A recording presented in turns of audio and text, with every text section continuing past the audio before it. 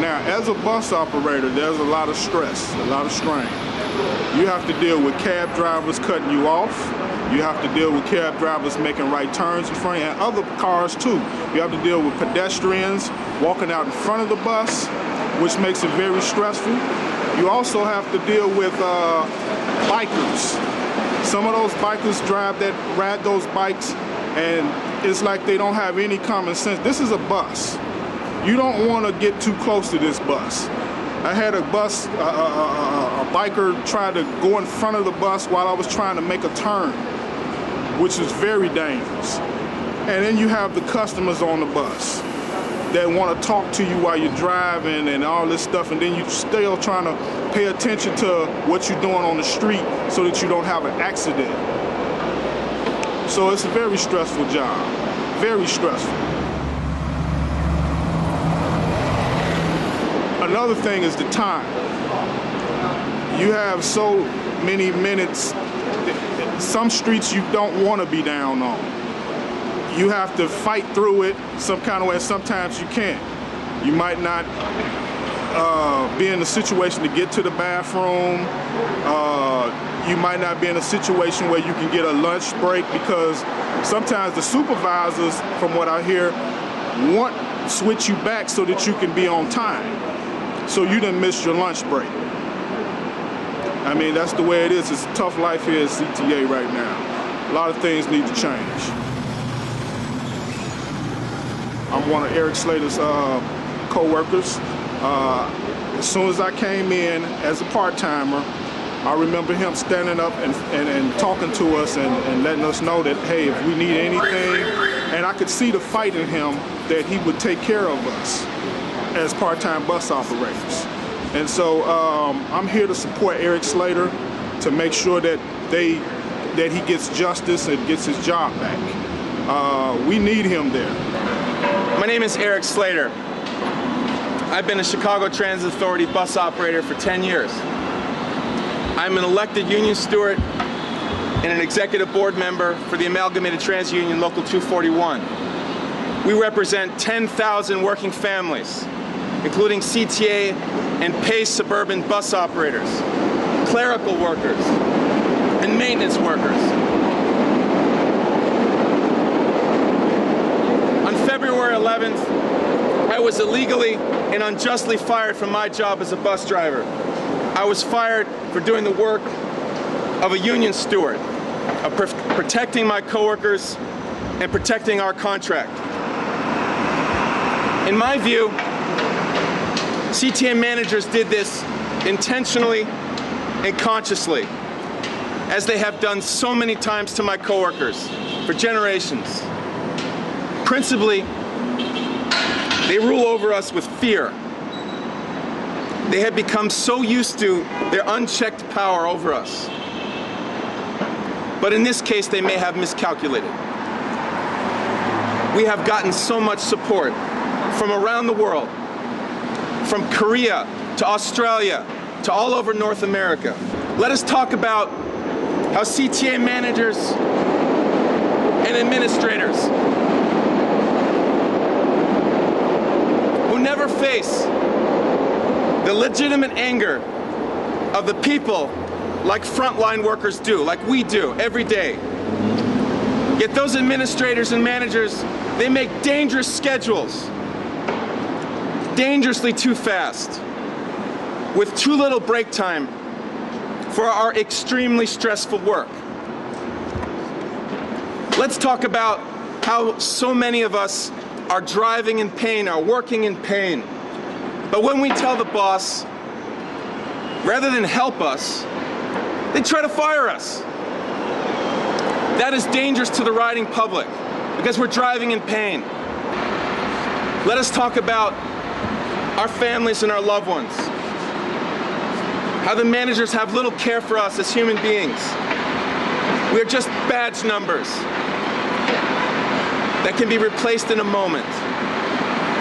Yet if we should get hurt or die, we are just a liability. Let us talk about the inadequacy of public transportation and paratransit. How poor and working people are left to wait too long for a bus or a train, if we even have service in our area at all. For 16 years, my organization Improve, which is the independent movement of paratransit riders for unity, vehicles, equality, has supported ATU 241. Erek and I were part of the Rider-Driver Alliance that united in solidarity CTA workers, paratransit workers, PACE workers, paratransit riders, and CTA riders. I'm here representing 42,000 paratransit riders as well as those who ride the CTA. We face unsafe worker conditions which affect us. We face a lot of violence even though we may be in wheelchairs, deaf or blind, because we have an unelected CTA board that does not understand the issues that are being brought forth here today. I'm here to let CTA know that even though we want them to take the paratransit back from PACE until we, the riders, can take it over, yes, we're working on a rider-owned green paratransit. We will not tolerate them firing Erek Slater. We're speaking out. He's a union steward. We know that all of this is corrupt, it's illegal, and disabled people will not be silent. We're here in solidarity with everyone else here. Thank you. So CTA is doing a poor job when it comes to accommodating people with disabilities? CTA and PACE, yes. CTA and PACE. PACE took over from CTA. Believe it or not, CTA did a better job than PACE. But we are going to hold all of them accountable. The riders of paratransit are faced with overworked drivers, both on the bus, train, as well as the paratransit.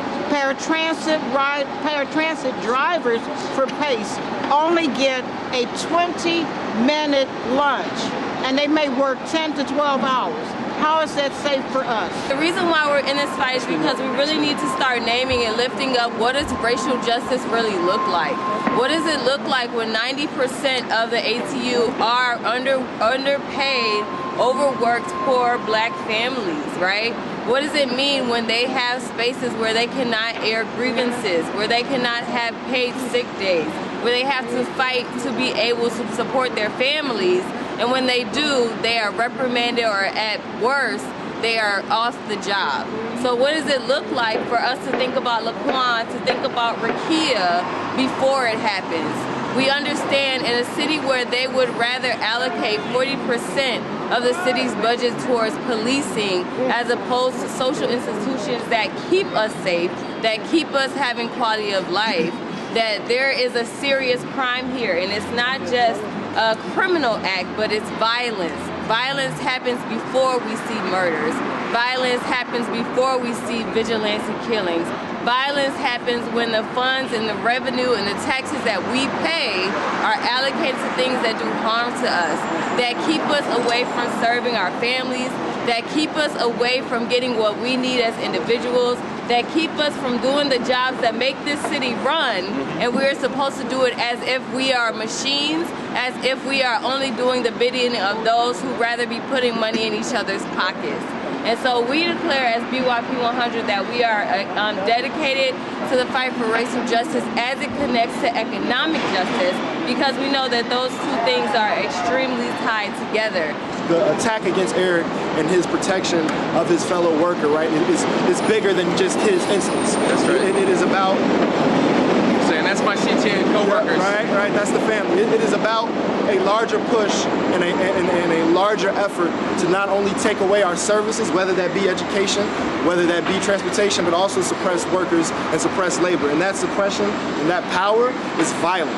Right? So it is much more than just bullets, it is much more than just police officers that are killing us in our community. It's economic injustice and economic violence. And so the fact that our schools are closing and our laborers and the people that make sure that we're able to get around the city are being fired while police pensions are being increased, right? And people are dying and they're sending more people to prisons is injustice. And we are here in solidarity, and we are here saying that our missions connect. Right, and when it's time for that action, right, y'all got people that have your back, and that is what we do. So just much love to those who are here representing labor, representing working people, and representing the real people of Chicago that make this city run. All right. I know how it's people like Erek Slater and the other dedicated workers at the CTA who transport our students safely to the neighborhood schools of Chicago from across the city every day. Shame on CTA and the men who run it, who would like to make schools located in areas like where Calvin Park is located, transportation deserts, where kids have no safe form of transportation to and from school, often late at night when it's dark outside and they have no way to do it, and teachers often, particularly ones who are coaches like I am, have to transport students in our own vehicles. And we know how CPS, if there was any little accident or something like that, would railroad us out of our jobs, and that's what CTA is doing right now to Erek Slater. Shame on CTA. We are here because the attack on Erek is not just an attack on Erek, it's an attack on unionists all over the country and all over the world, and it's an attack on the right of working people, hard fought for over centuries, to organize, to protect ourselves, and to defend and fight for a decent standard of living. So we're with Erek because Erek's fight is our fight. The City of Chicago has to honor its contracts with its workers. The City of Chicago has to follow the law, and the City of Chicago can't retaliate against free speech of its citizens and of its employees. It can't shut down someone's First Amendment rights. In Erek's case, it's very clear from the facts the City of Chicago has broken the contract it has with its union at CTA. The City of Chicago has broken labor law by terminating Erek for representing someone at his bus garage. And the City of Chicago has violated and trampled over the First Amendment rights of Erek and the rest of the bus drivers at the garage by terminating him for being an outspoken advocate for the Chicago Teachers Union and speaking up in favor of police accountability across the City of Chicago. So in the last 20 years, public transportation ridership has increased 20% in the United States and here in Chicago. It's impossible to have quality public transit without respect and much better working conditions for the people who move the trains and move the buses. The CTA is continually speeding up the job, whether it's on the train or on the bus.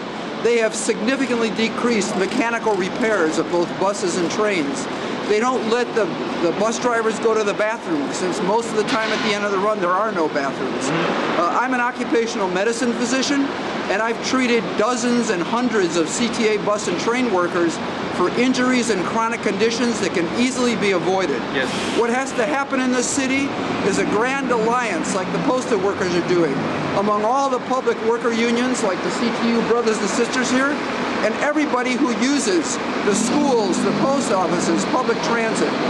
CTU wrote a great paper a couple years ago called The Schools That Our Children Deserve. What we need to do is do the same thing with public transit. Everyone here needs to fight to get Erek's job back as soon as possible, and every one of his brothers and sisters who've been illegally fired or disciplined by the CTA. Thank you very much.